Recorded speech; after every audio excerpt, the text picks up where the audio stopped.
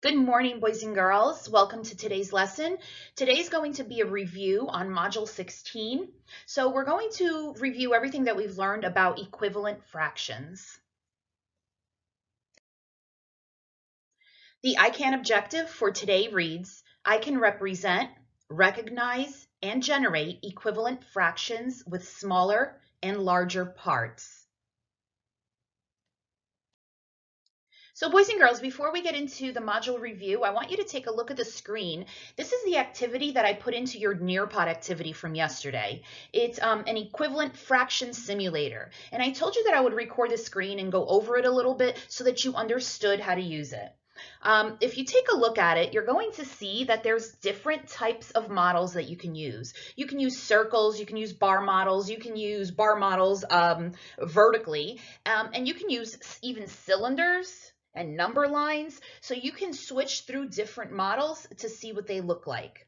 Down here on the bottom, we have our equivalent fractions.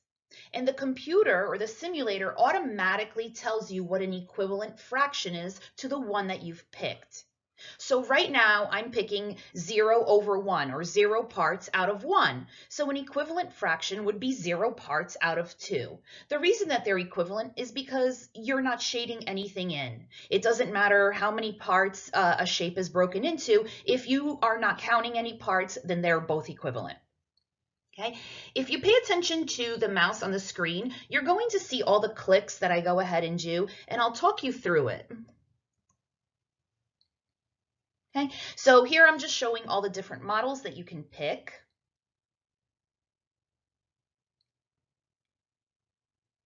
And as I come down here, boys and girls, you're going to notice that I'm going to change my denominator.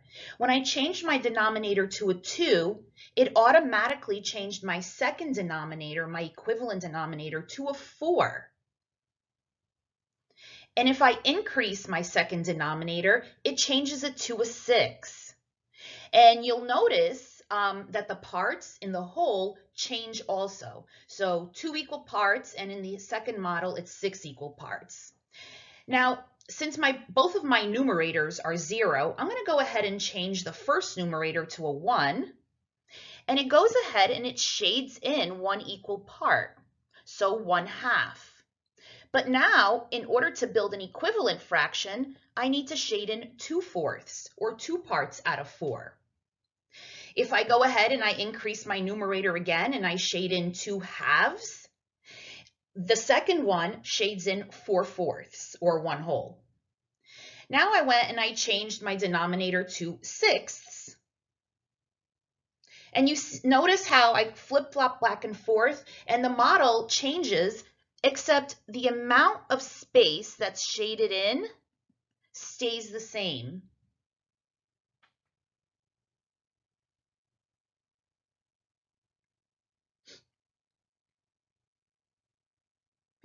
And again, if I'm changing from 1/3 from my unit fraction of 1/3, I can go ahead and change my denominator of my equivalent fraction to 6ths or 9ths. And you'll notice, if you're paying attention to the models, how they switch back and forth. 1/3 and 3/9 are still taking up the same amount of space in a whole that's the same size. And now I'm increasing my numerator to 2/3, and it increases my second model to 6/9. And now if I pick my whole, which is 3/3, I'm also picking 9/9. Okay, and boys and girls, I just wanted to show you also a cylinder, since we have been working with food and with recipes. A lot of times you'll see measuring cups, and measuring cups are no different than a number line or using bar models. They're all different ways to measure. Okay, and also notice, boys and girls, that in these fractions, you can get fractions that are greater than 1. So your numerator is going to be greater than your denominator. So I went ahead and I did 3/2. So if I count, I have 1/2, 2/2, 3/2. And here I have 9/6, so I have 3/6, 6/6, and 9/6. So even though it's broken up into sixths, it's still shading in the same amount of water or filling in the same amount of liquid as the first model. Okay, and now I have 4 halves and 12 sixths. Okay, so boys and girls, this is a really good simulator to help you to compare fractions to see if they're equivalent. And just a few things that I want to call your attention to. Yesterday I talked about patterns. Okay, and I notice that when I'm finding equivalent fractions for halves, the computer changed my denominator to fourths or to sixths. And when I was looking for equivalent fractions of thirds, it changed my denominator to sixths or ninths. Do you notice any relationship between these denominators? 2, 4, 6. What other denominator do you think I might be able to use if I'm looking for equivalent fractions of half? Well, they all look like they're even numbers and that they're counting by twos. So my next one might be eighths. And then if you look at the bottom one, if we're talking about thirds, I notice that I can find an equivalent fraction using sixths and also using ninths. So what relationship do you find between 3, 6, 9? Well, they're multiples of 3, right? We're counting by threes. So I think the next denominator that I might be able to use is twelfths.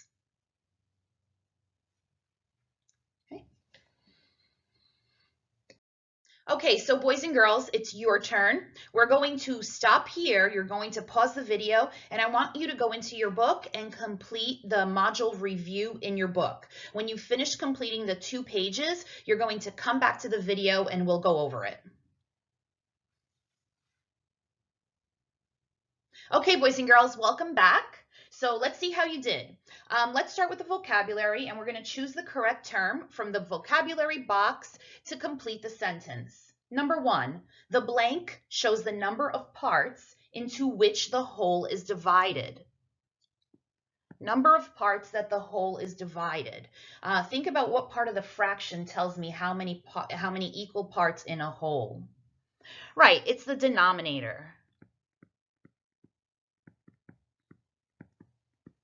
Okay. Number 2, 2 or more fractions that name the same amount are, when you have 2 or more fractions that name the same amount, they're equal or they're called equivalent fractions.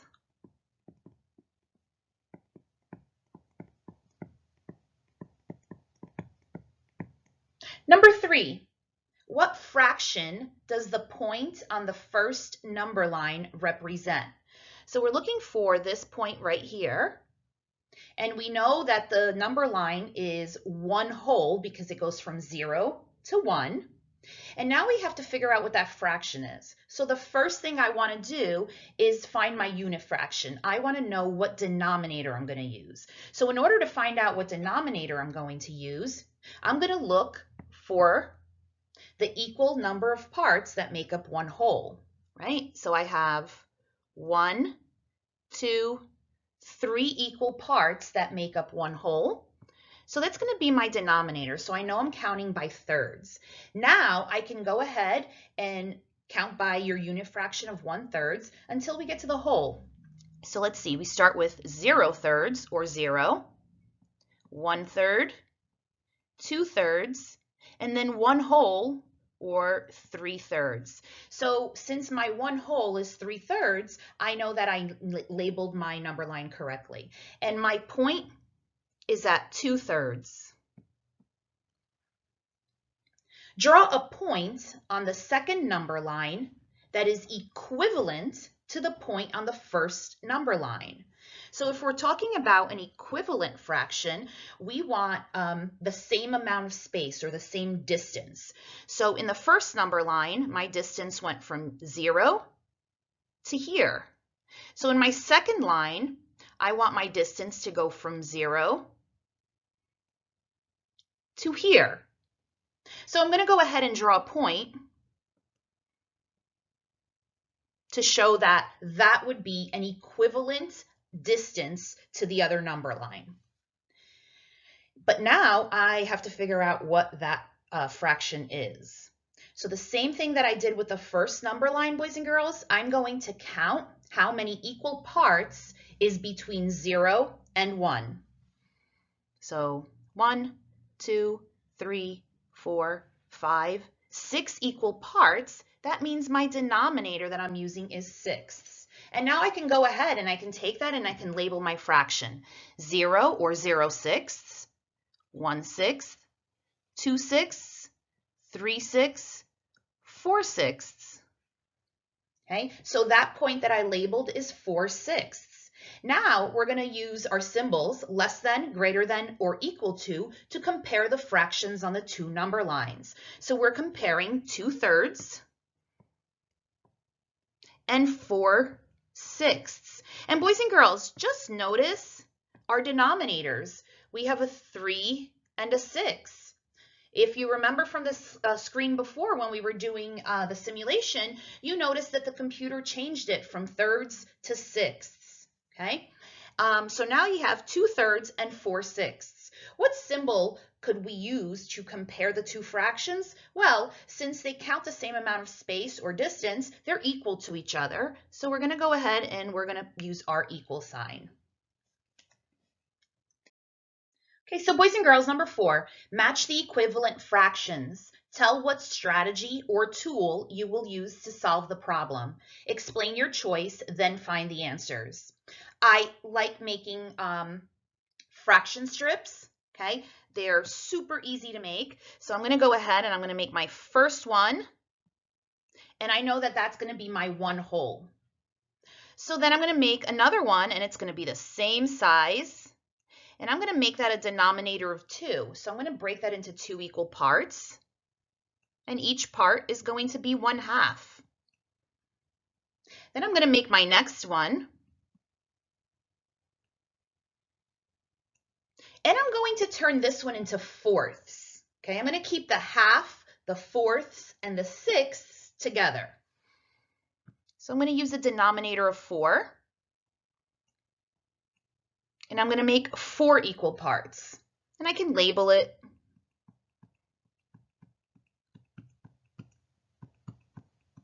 Okay, and now I'm going to go ahead and make sixths.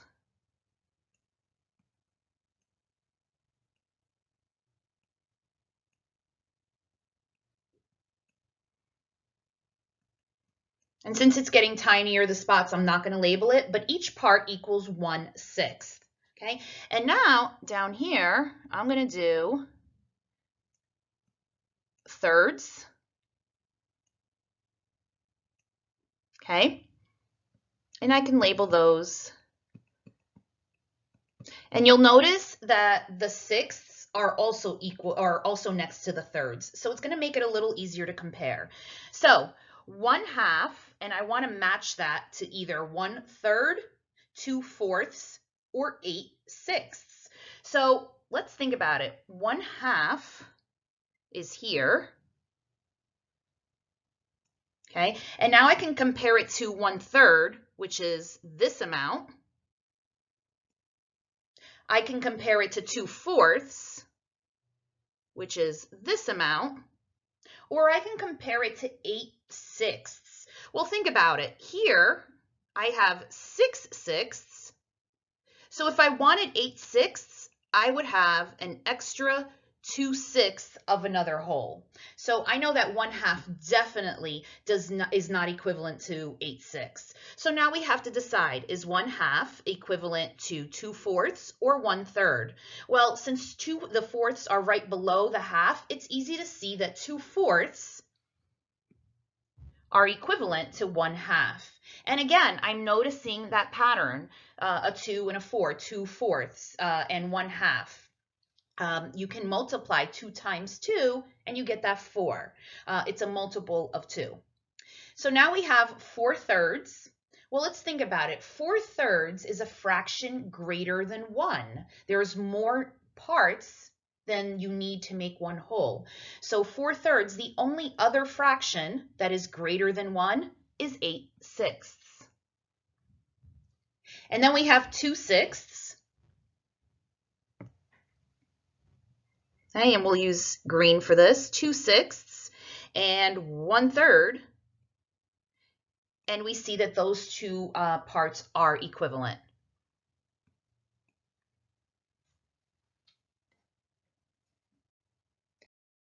Number 5, Reese draws lines to divide a circle and shades one part.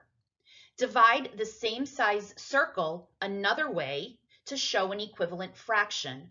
Well, I see that the first circle has 4 equal parts, and the second circle also has 4 equal parts, but I'm going to go ahead and divide that again in half, so I'm going to make 8 equal parts.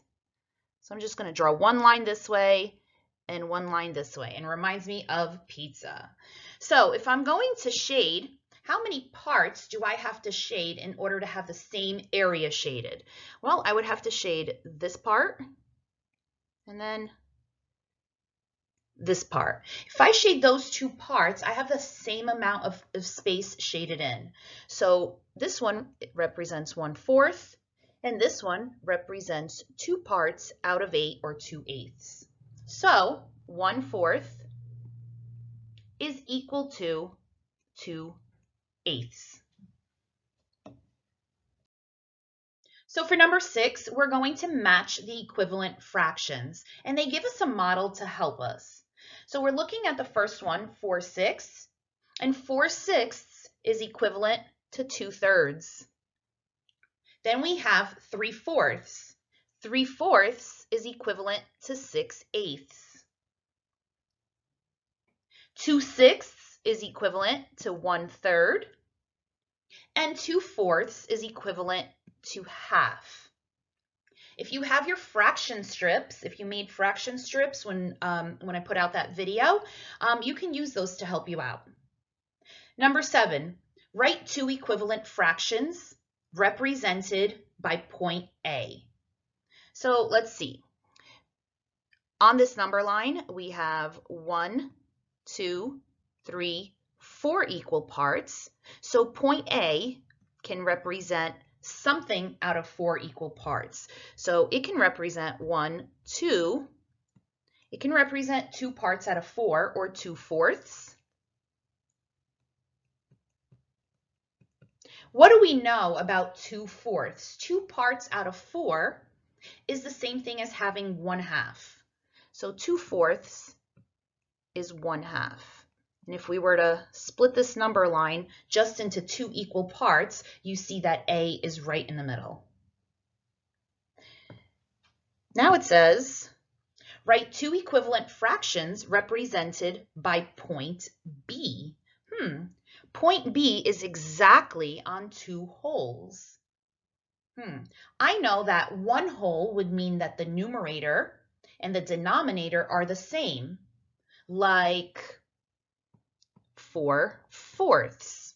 What do you think would happen to the numerator if I increase it by another whole? How many extra parts do I need in order to have another whole? Well, let's see. Here we had 1/4, 2/4, 3/4, 4/4. And now in order to get to 2, 1 extra whole, I'm going to add another 4 parts. So 5/4, 6/4, 7/4, 8/4. So 2 wholes would be 8/4. That's because you have double, or 2 times the amount of parts you need to make 1 whole.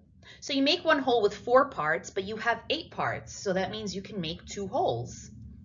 So knowing the relationship between the numerator and the denominator when you make 2 wholes, what other fraction would be equal to 2 wholes? Well, what if I told you that the denominator was halves? What numerator would you write? How many parts would you need to make 2 wholes? Right, you would need 4 parts. So 4 halves would equal 2 wholes. What if I gave you a denominator of thirds? So that means each whole needs 3 parts. So if I have 2 wholes, I would need 6 parts. What if I gave you a denominator of sixths? How many parts would you need in order to make 2 wholes? Well, each whole needs 6 parts. So if I want 2 wholes, I would need 12 parts. So all of those fractions are equivalent to each other, and they are all equal to 2, which is the point B. So boys and girls, today you're going to be taking an assessment on the computer, and I've put up the fraction strips that we've been using throughout the module. If you haven't created them, if you haven't made them out of strips of paper or drawn them, please go ahead and do that. This is a good reference for when you're taking your test.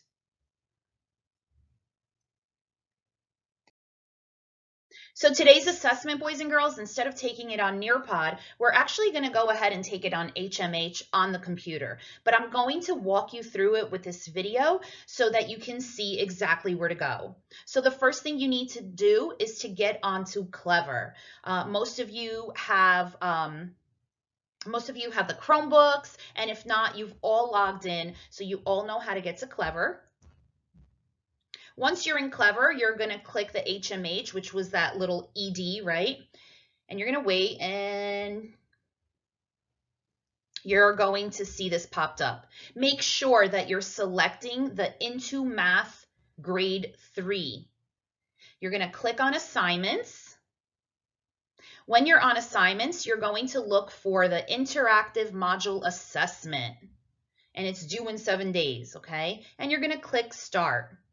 Once you click Start, it's going to give you a few problems. Please take your time, read the questions carefully. Some of the questions ask you for more than one answer. Please take your time with this, and please refer back to your fraction strips. All right, boys and girls, good luck. Reach out to me if you have any questions. I am here.